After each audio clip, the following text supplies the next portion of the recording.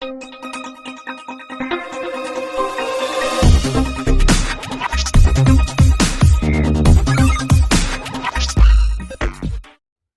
లేఖన భాగాన్ని మనం ధ్యానం చేసుకుందాం. ద్వితీయోపదేశకాండము 8వ అధ్యాయము 1 నుండి 7 వచనాలు మనం ధ్యానం చేసుకుందాం. మీరు బ్రతికి అభివృద్ధి నొంది యెహోవా మీ పితరులతో ప్రమాణము చేసిన దేశమునకు పోయి దాన్ని స్వాధీనపరచుకొనున్నట్లు నేడు నేను నీకు ఆజ్ఞాపించిన ఆజ్ఞలన్నింటినీ అనుసరించి నడుచుకొనవలెను. మరియు నీవు ఆయన ఆజ్ఞలను గైకొందువో లేదో నిన్ను శోధించి నీ హృదయములోనున్నది తెలుసుకొనుటకు నిన్ను అణుచు నిమిత్తము అరణ్యములో ఈ 40 సంవత్సరములు నీ దేవుడైన యెహోవా నిన్ను నడిపించిన మార్గమంతటిని జ్ఞాపకం చేసుకొను. చాలమ్మా, చాలు. అందరూ కూడా కళ్ళు మూసుకొనండి. ఎవ్వరు కూడా దయచేసి బయటకు వెళ్ళొద్దు. ఒక 15 నిమిషాలు మీ మనస్సుని దేవుడికి ఇవ్వండి. దేవా, ఈరోజు నాతో ఏం మాట్లాడుతావు తండ్రి అని మనమే సిద్ధపడతాం. మహాపరిశుద్ధుడైన మా ప్రియ పరలోకపు తండ్రి, సర్వశక్తిమంతుడవైన దేవా, సర్వాధికారివైన తండ్రి, నీకు వందనములు. నీ కృపలో ఇంతవరకు నా తండ్రి ప్రతి కార్యక్రమము కూడా మీకు మహిమకరంగా జరిపించినందుకు మీకు వందనాలు దేవా. ప్రాముఖ్యమైన సమయం నాయన, ఇది మీరు మాట్లాడే సమయం. మీరు మాట్లాడితేనే మేము బ్రతుకుతాము నాయన. తండ్రి దేవా, ఈ సమయం నిలబడ్డ నాలో ఏ జ్ఞానము లేదు. నేను వట్టిదానిగా మట్టిదానిగా నీ పాత్రగా నేను నిలబడి ఉన్నాను. దేవా, మీరే మా అందరితో మాట్లాడండి. మమ్మల్ని మీరు బలపరచండి. ఏ విధంగా బ్రతకాలో మాకు నేర్పించండి. భయంకరమైన ఈ లోకంలో మీ పాత్రలుగా మేముండుటకు మమ్మల్ని సిద్ధపరచండి. ఈ సమయము నా తండ్రి చదవబడిన లేఖన భాగం నీ పాదాలకే అప్పగిస్తూ నా ప్రేరక్షకుడైన యేసుక్రీస్తు నామమున ప్రార్థించి అడిగి వేడుకుంటున్నాను తండ్రి, ఆమేన్. దేవుని పరిశుద్ధ నామానికి వందనాలు. మరి ఈ ద్వితీయోపదేశకాండం అంతా కూడా ఇశ్రాయేలును దేవుడు నడిపించి ఏ విధంగా ఆజ్ఞలను కట్టడలను వారికి నేర్పించాడో మరొకసారి మనము జ్ఞాపకం చేసుకుందాం. ఎందుకంటే ఈ లోకంలో జరుగుతున్న పరిస్థితులు చాలా భయంకరంగా ఉన్నాయి. ఈ పరిస్థితులన్నీ కూడా దేవుడి ద్వారానే జరుగుతూ ఉన్నాయి.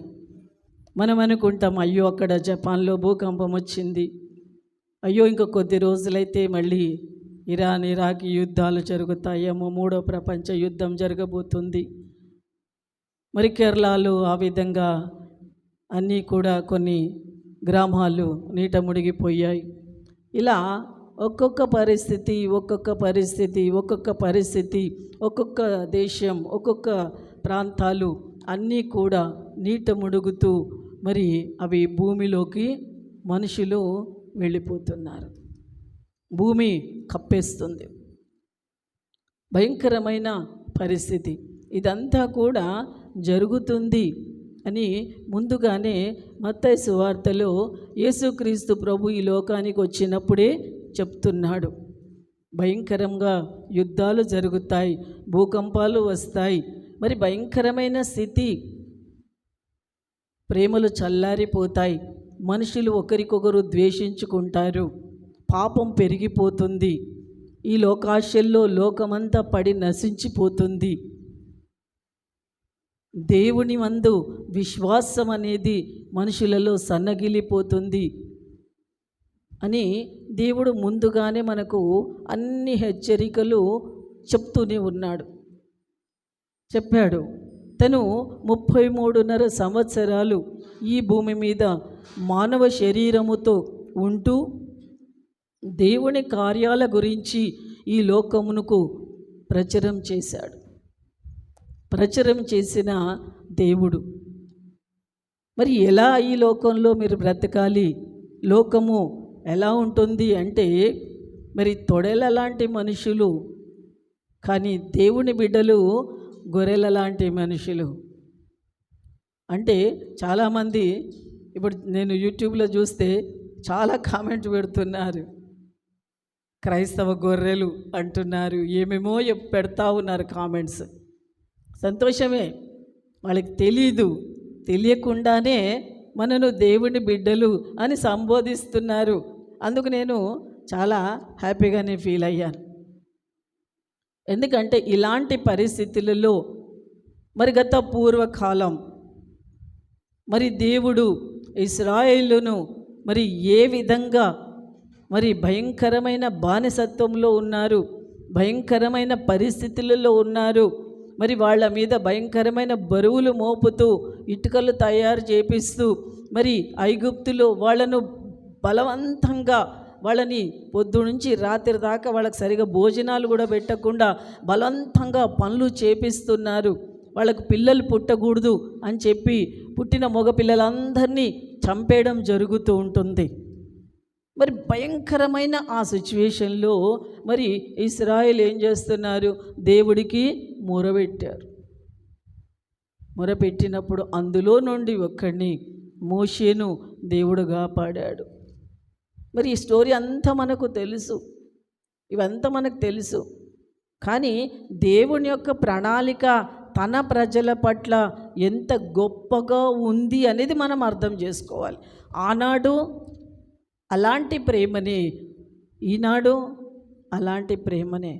భూమిని పుట్టించినప్పుడు దేవుడికి ఏ ప్రేమ మనుషుల మీద ఉన్నదో యుగాంతమంత వరకు కూడా మనుషులను ప్రేమిస్తూనే ఉంటాడు దేవుడు.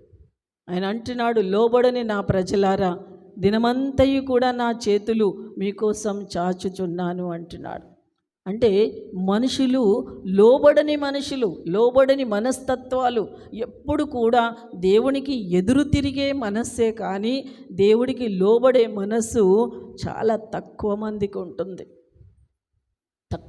ఉంటుంది. కాబట్టి ఇక్కడ కూడా ఈ ఇశ్రాయేలు జనాంగము కూడా దేవునిని వ్యతిరేకించిన జనాంగం, దేవుని అర్థం చేసుకోలేని జనాంగం.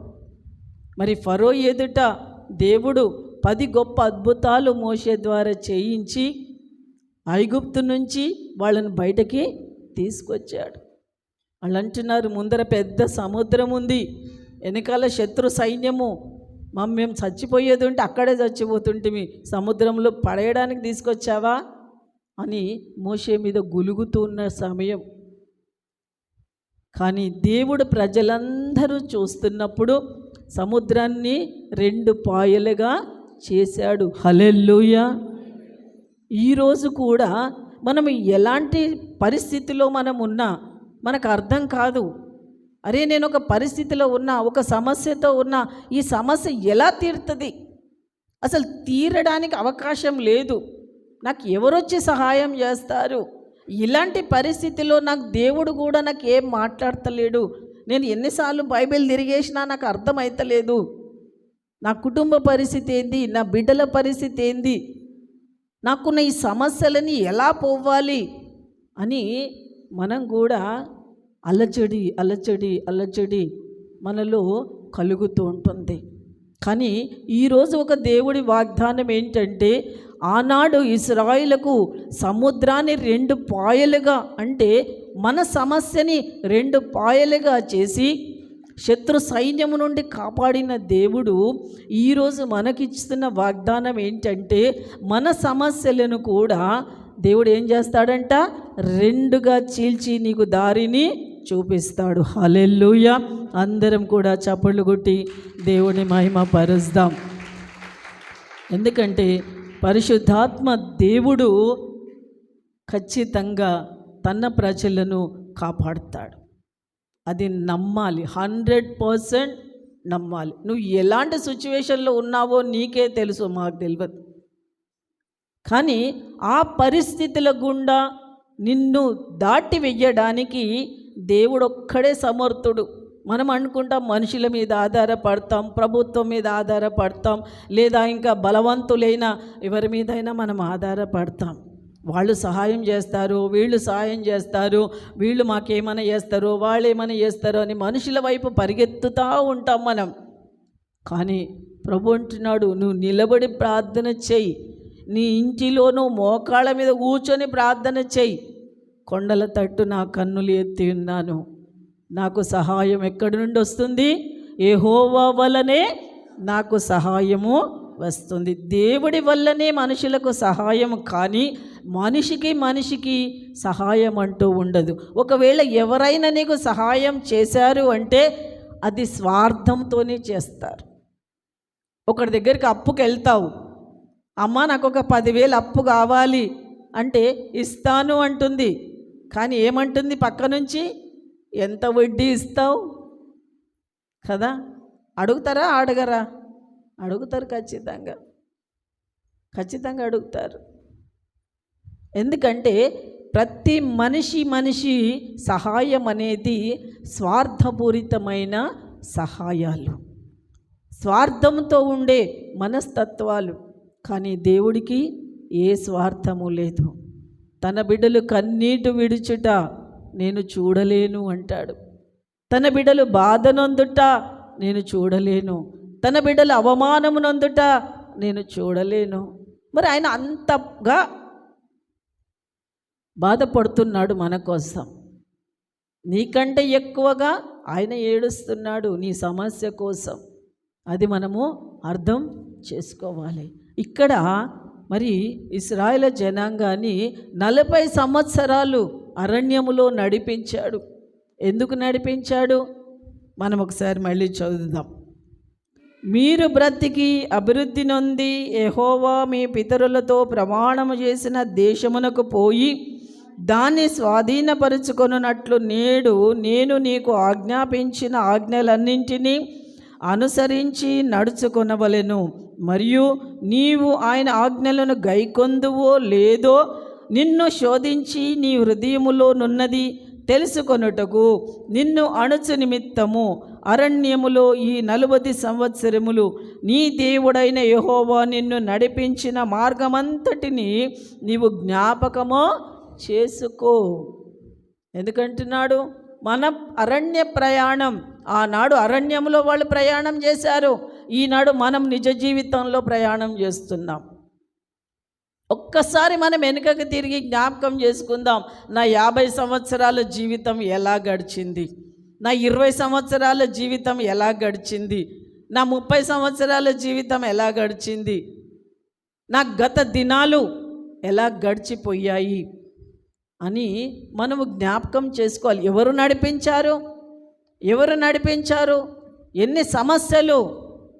ఎన్ని సమస్యలు మన వెనకాల, ఎన్ని పరిస్థితులు మన వెనకాల, మన జీవితంలో ఎన్ని బాధలు పడ్డామో, ఎన్ని కష్టాలు పడ్డామో, ఎన్ని శ్రమలు పడ్డామో, ఎంత భోజనం లేని టైంలో ఎన్ని గడిపామో, బట్టలు లేని టైంలో ఎంత ఉందో, మరి ఎలాంటి డబ్బులు లేని టైంలో ఎక్కడెక్కడెళ్ళి బాధలు పడ్డామో, అవన్నీ వెనుకటి దినాలలో ఏ విధంగా మనం నడిచామో ఒక్కసారి నువ్వు జ్ఞాపకం చేసుకో అంటున్నాడు.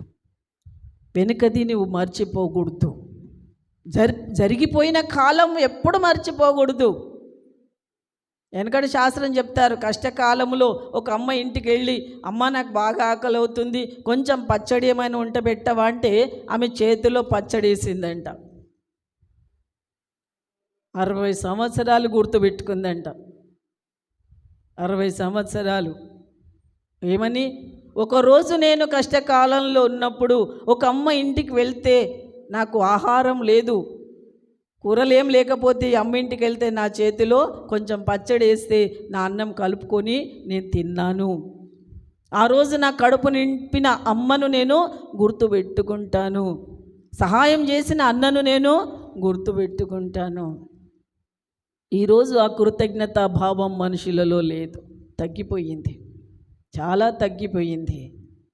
మర్చిపోతున్న దినాలు ఇవన్నీ, చాలా ఫాస్ట్గా జరిగిపోతున్న దినాలు ఈ దినాలు. కానీ దేవుడు ఏమంటున్నాడు? జ్ఞాపకం చేసుకో, ఈ 40 సంవత్సరాలు నువ్వు ఏ విధంగా బతికావో, 60 సంవత్సరాలు ఏ విధంగా దేవుడు నడిపించాడో నువ్వు జ్ఞాపకం చేసుకో. ఇశ్రాయేలు జనాంగానికి అదే మాట చెప్తున్నాడు. ఎందుకు నడిపించాడు అంటే, ఇక్కడ నీవు శోధించి నీ హృదయములో ఉన్నది తెలుసుకోవడానికి. నిజంగా దేవుడి మీద నీకు ప్రేమ ఉన్నదా? అవసరానికి దేవుడి దగ్గరికి వస్తున్నావా? నిజంగా దేవుడు కావాలని వస్తున్నావా? దేవుడితో బతకడానికి వస్తున్నావా? హృదయ రహస్యాలు ఎరిగిన దేవుడు ఆయనకు మన గురించి చెప్పవలసిన అవసరం లేదు.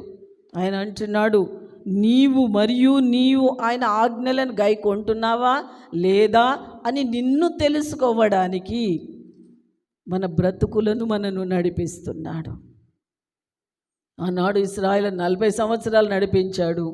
ఇప్పుడు మనని ఎంతకాలం నడిపిస్తాడో మనకు తెలియదు.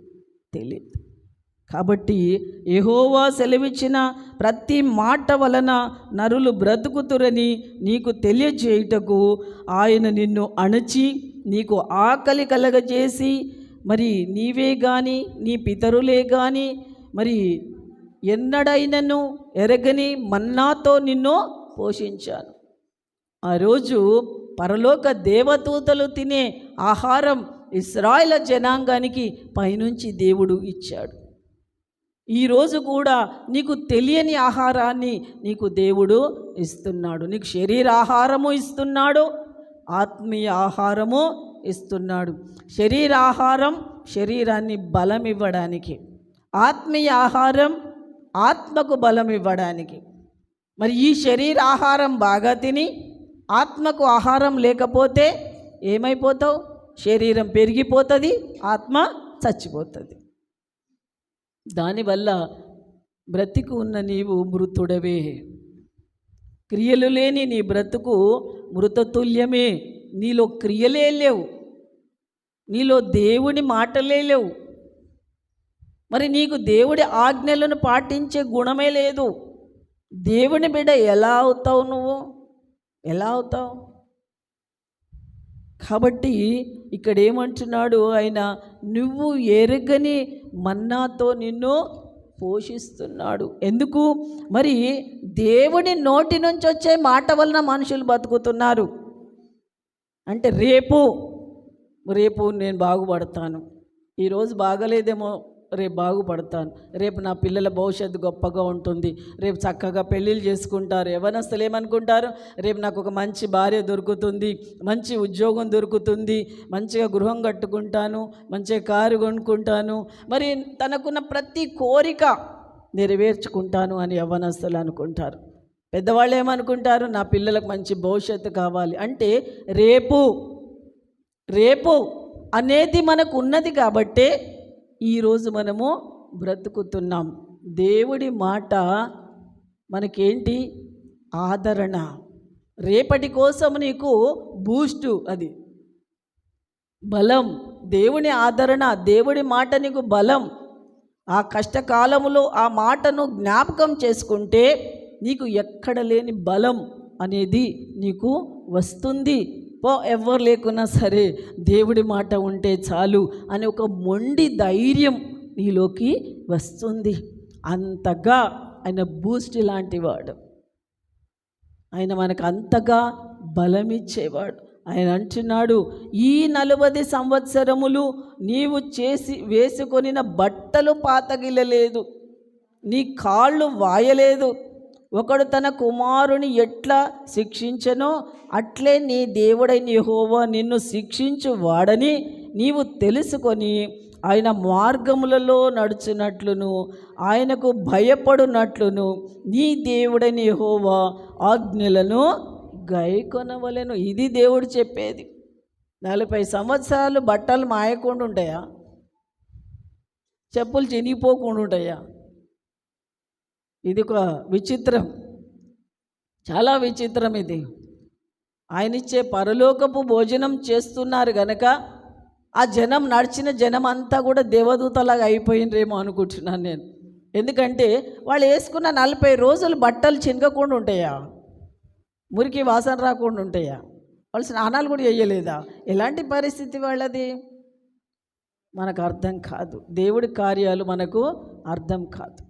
మరి ఇంకేమంటూ కాళ్ళు కూడా వాయలేదు, నడిచి 40 సంవత్సరాలు నడక, ఎక్కడ కూడా ఏ బండ్లు పెట్టలేదు దేవుడు వాళ్ళకి. నడకనే. ఎందుకు శిక్షిస్తున్నాడు అంటే ప్రేమతో శిక్షిస్తున్నాడు.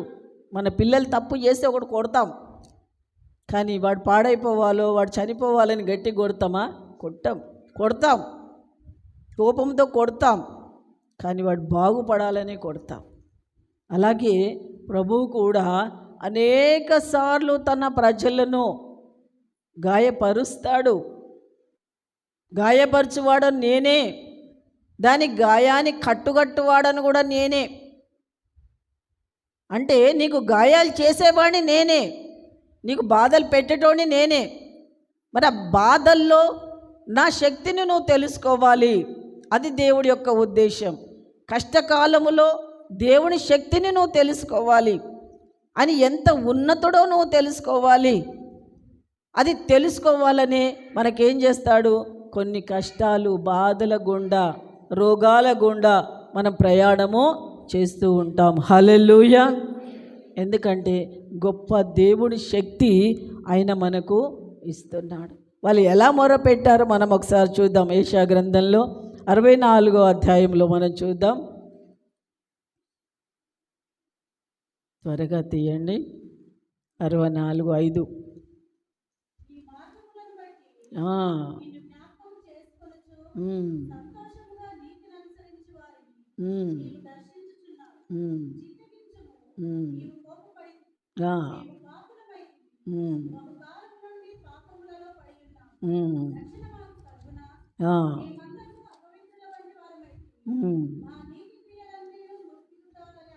మేమందరము అపవిత్రుల వంటి వారమైతేమి, మా నీతి క్రియలన్నీ మురికి గుడ్డల వలె ఆయను.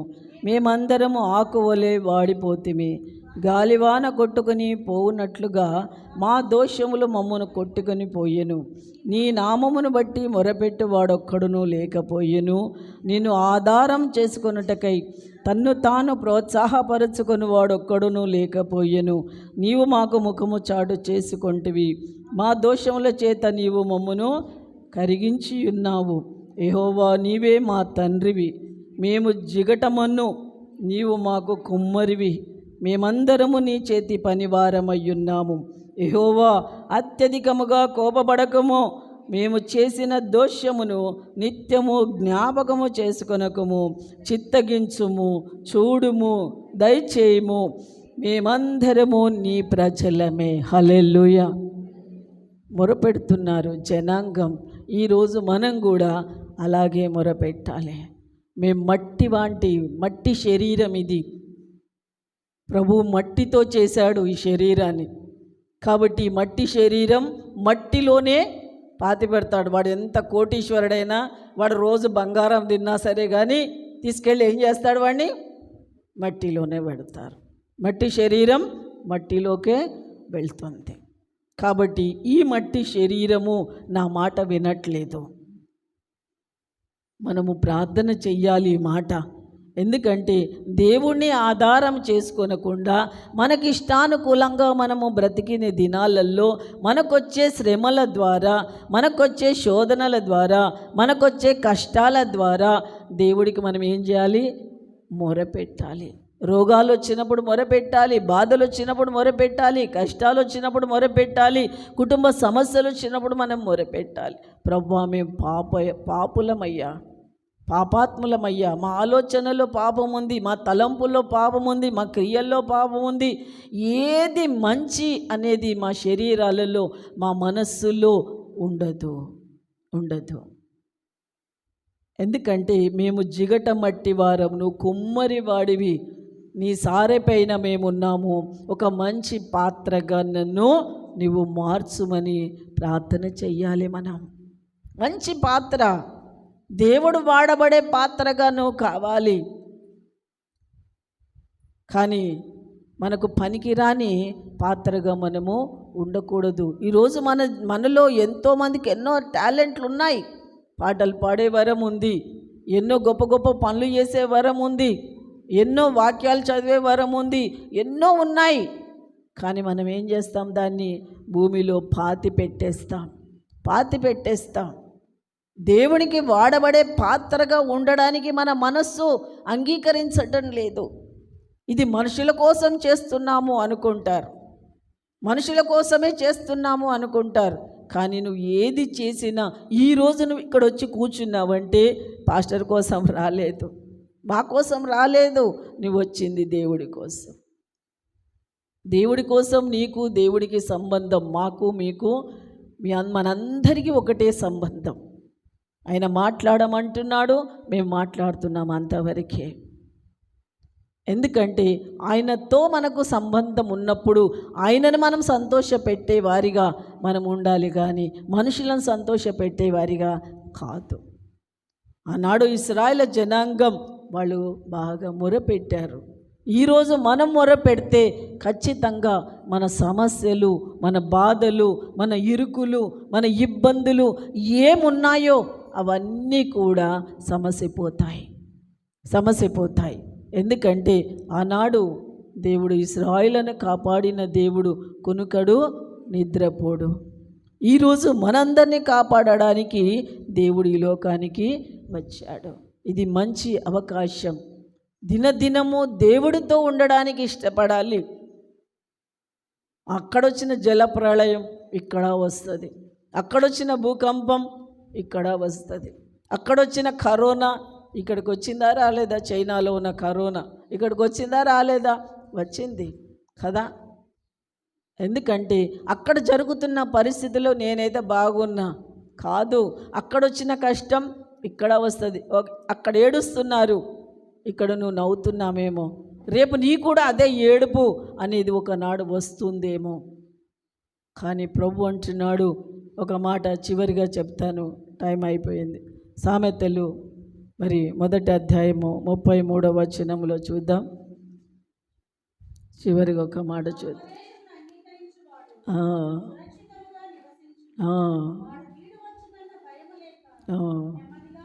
చాలమ్మా, ఏమంటున్నాడు? మళ్ళీ ఒకసారి చదువు. నా ఉపదేశమును అంగీకరించువాడు సురక్షితంగా ఉంటాడు, వాడికి కీడు వస్తుందన్న భయము లేక నిమ్మలంగా ఉంటాడు. నీకెన్ని పరిస్థితులు వచ్చినా ఇశ్రాయేలు జనాంగం దేవుడి వైపు చూశారు. ఆహారం కావాలన్నప్పుడు దేవుడి వైపు చూశారు, ప్రతి పరిస్థితిలో దేవుడి వైపు చూశారు. దేవుడు ఇయ్యగానే అవి తింటున్నారు, దేవుడిని మర్చిపోతున్నారు. ఈరోజు కూడా లోకం అలాగే ఉంది. కష్టాలు వచ్చినప్పుడు దేవుడి సన్నిధికి వస్తాము, ఏడుస్తాం. సుఖం వస్తే దేవుడి సన్నిధిని మర్చిపోతాం. అప్పుడు జనాంగం అదే, ఇప్పుడు జనాంగము అదే పరిస్థితిలో ఉన్నారు. ఆనాడు దేవుడు అన్ని ఆశీర్వాదాలు వాళ్ళకి ఇచ్చాడు, అడిగిందల్లా ఇచ్చాడు, కానీ అందరిని చంపేశాడు. ఎందుకు? వాళ్ళ హృదయాలు తెలుసుకున్నాడు. 40 రోజులలో వాళ్ళు ఎలాంటి మనస్తత్వం కలిగిన వాళ్ళు అని తెలుసుకున్నాడు. తను నా దగ్గరికి భోజనానికే వచ్చారు, కష్టాలు తీరడానికే వచ్చారు, అనవసరంగా ఊరికేనే వచ్చి కూర్చుంటున్నారు. టైంపాస్కి వచ్చిన వాళ్ళు కొంతమంది ఉంటారు, నిమ్మళంగా నిద్రపోవడానికి వస్తారు. రకరకాలుగా ఉంటారు మనుషులు, రకరకాలుగా ఉంటారు. దేవుడి భయం అనేది మనిషిలో లేదు. దేవుడికి భయపడే మనిషి కావాలి ఆయనకి. దేవుడికి భయం ఎప్పుడు కలుగుతుంది? దేవునికి భయపడే మనసు ఎప్పుడొస్తుంది? దేవుని శక్తిని నువ్వు తెలుసుకున్నప్పుడే దేవుడి భయం నీకు వస్తుంది. పరిశుద్ధాత్మ దేవుడు నిన్ను ఒప్పింపజేస్తాడు. పరిశుద్ధాత్మ దేవుడు నిన్ను ఒప్పింపజేసే అంతవరకు నీకు ఏమీ తెలియదు. ఆ ఇశ్రాయేలు జనాంగం అందరినీ కూడా చంపిపడేశారు. అలాంటి పరిస్థితులు రేపు మన భారతదేశం మీద కూడా రావచ్చు. ఎందుకంటే మన భారతదేశం మీద కృప చూపిస్తున్నాడు దేవుడు, కృప చూపిస్తున్నాడు. తెలియని జనాంగం చాలా ఉన్నారు. అందరూ కూడా యేసు నామాన్ని తెలుసుకోవాలి. ప్రతి ఒక్కరు కూడా తెలుసుకున్న తర్వాత యుగాంతం వస్తుంది. ఎందుకంటే ఈ భారతదేశం మీద చాలా కృప ఉంది, దేవుడికి చాలా ప్రేమ ఉంది. అది మనం అర్థం చేసుకోవాలి. ఆయన అంటున్నాడు, నా ఉపదేశాన్ని అంటే నేనిచ్చిన ప్రతిదీ నువ్వు తింటూ నా ఆజ్ఞలను నువ్వు పాటిస్తూ నీవు ఉన్నప్పుడు, దేవుని శక్తిని నువ్వు తెలుసుకున్నప్పుడు, నీకు ఒకవేళ ఎలాంటి పరిస్థితులు నీ ఇంటి మీదకి వస్తే నువ్వు భయపడవు. ఎందుకు? దేవుడు కంచె వేశాడు నా కుటుంబానికి, దేవుడి కాపుదల నా కుటుంబానికి ఉన్నది. నేను భయపడవలసిన అవసరం లేదు. ధైర్యంగా ఉంటావు. ఎందుకంటే కీడు వచ్చినా కూడా భయము లేక నెమ్మదిగా ఉంటావు, సంతోషంగా ఉంటావు. దేవుడు నీ కుటుంబానికి సమృద్ధిని ఇస్తాడు. ఆయన ఆజ్ఞలను పాటించిన వాడికి ఆయన 1000 తరముల వరకు కృప చూపించే దేవుడు. ఆయన ఒక్కో రోజు 2 రోజులు కాదు, నీ పిల్లల తన యందు భయభక్తులు గలవారి పిల్లల తరముల వరకు కూడా ఆస్తులు సమకూరుస్తారు. హల్లెలూయా! ఎంత గొప్ప వాగ్దానం చూడండి. ఆస్తులు సమకూరుస్తారట. ఈరోజు నువ్వు 0 ఉన్నవి అనుకో, నీకు ఆస్తి లేదు, ఏమీ లేదు. కానీ దేవుడి ఉపదేశాన్ని ఆలకించిన వాడు, దేవుడి మార్గంలో నడిచిన వాడి కుటుంబమును పిల్లల తరముల వరకు కూడా ఆస్తులు సమకూరుస్తాడంట. ఆటోమేటిక్గా దేవుడు ఇస్తాడు. మా జీవితంలో అదే జరిగింది, మీ జీవితాలలో అదే జరుగుతుంది. ఎందుకంటే ఆయన మాట విన్న ప్రతి ఒక్కరి జీవితంలో ఒక అద్భుతం అనేది ఖచ్చితంగా జరుగుతుంది. ఎందుకంటే మనం ఇశ్రాయేలు జనాంగంగా మనం ఉండకూడదు. దేవుని ఉపదేశాన్ని వింటూ ఆయన మాట ప్రకారంగా భయం కలిగి బతకండి అని చెప్తున్నాడు. నీకు భయం లేకపోతే నిన్ను, నీ కుటుంబాన్ని ఎవరు కాపాడలేరు. నువ్వు భయంతో బ్రతుకుతావా? దేవుడి ఆజ్ఞలను పాటిస్తూ బ్రతుకుతావా? దేవుడు నీ కుటుంబాన్ని సురక్షితంగా కాపాడుతాడు. నెమ్మదిగా ఉంటావు, సుఖంగా ఉంటావు, ఆశీర్వాదకరంగా ఉంటావు. నీ కుటుంబానికి సమృద్ధిని దేవుడు కలగజేస్తాడు. అలా ఉండడానికి పరిశుద్ధాత్మ దేవుడు సహాయం చేయునుగాక. ఆమేన్. చిన్న ప్రార్థన చేసుకుందాం. పరిశుద్ధాత్మ దేవుడా, నమ్మదైన తండ్రి, నీకు వందనాలు. ఆనాడు నా తండ్రి ఇశ్రాయేలు జనాంగము నా తండ్రి, అయ్యా మేము వట్టివారము అని ప్రభా, మేము పాపులమని వాళ్ళు ఒప్పుకుంటూ నీ సన్నిధిలో మొరపెట్టినప్పుడు వారి మొర విన్నావు దేవా. మరి వాళ్ళను 40 సంవత్సరాలు మరి నా తండ్రి అరణ్యంలో మీరు పరీక్షించారు దేవా. అలాగే నీ మాట వినని ప్రజలందరినీ కూడా నువ్వే సంహరించావు అడవిలో. నీ మాట విన్న ప్రజలను అయా నా తండ్రి ప్రభా, కనాను దేశానికి నువ్వు నడిపించిన దేవుడు. అయ్యా, ఈరోజు కూడా ఇప్పుడు జరుగుతున్న ప్రతి పరిస్థితులలో నీ మాటకు లోబడి నీ ప్రజలు నా తండ్రి సురక్షితంగా బ్రతుకుటకు కృప దయచేయము నాయన. నీ ప్రేమను తెలుసుకుని అయా నీ ఆజ్ఞలకు లోబడి నీ మాట ప్రకారంగా బ్రతుకున్నప్పుడు నాయన 1000 తరముల ఆశీర్వాదములను మీరు అనుగ్రహించే దేవుడవు తండ్రి. అలాంటి ఆశీర్వాదం ప్రతి కుటుంబానికి మీరు ప్రసాదించి మీ నామానికి మహిమ తెచ్చుకోండి. ప్రతి పాపమును, ప్రతి బలహీనతలను, ప్రతి ఆయాసము, ప్రతి శోధనలు, ప్రతి కష్ట నష్టాలలో నుండి నీ ప్రజలకు విడుదల అనుగ్రహించి నీ సాక్షిగా వాడుకొనండి తండ్రి. ఈ సమయం పరిశుద్ధాత్మ దేవుడా నీ పాదాలకి అప్పగిస్తూ యేసు నామమున అడిగి వేడుకుంటున్నాను తండ్రి. ఆమేన్.